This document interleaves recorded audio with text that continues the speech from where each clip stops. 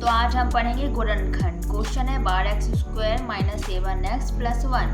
यहाँ जो लिखा है -7x, इसे हमें दो पद में डिवाइड करना है, मतलब कि जोड़े तो वही आए और घटाएं तो वही आए। इसे हम कहते हैं मध्य पद।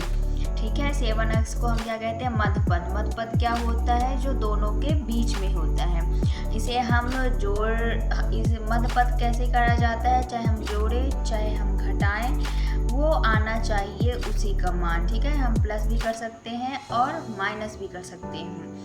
अब देखो, अब -7x है, अगर हम इसे मध्य पद को -7x में लिखेंगे तो कैसे लिखेंगे?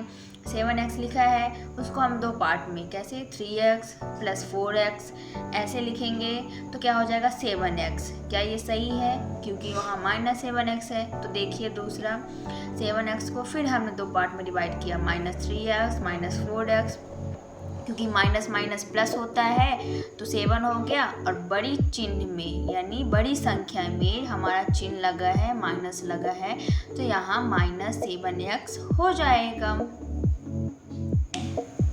अब ये -7x आ गया है, तो इस हम -7x को लिखेंगे यहाँ। पहले सेम लिख लीजिए, 12x² - 3x - 4x + 1।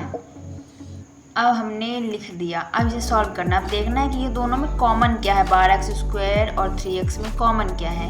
पहली बात तो इसमें कॉमन क्या दिख रहा है? x, क्योंकि x² है, x है, x को आप बाहर कर लोगे। अब ब्रैकेट बनाओ। अब ब्रैकेट में आप देखो कि कॉमन क्या दिख रहा है, कि आप किसे बाहर निकालोगे।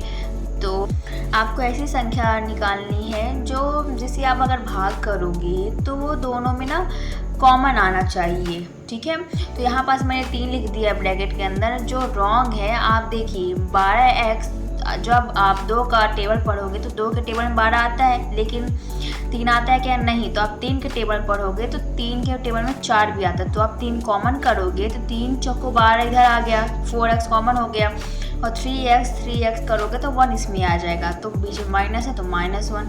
अब इधर आइए, इधर देखिए आप, तो इसमें कॉमन क्या है? 1।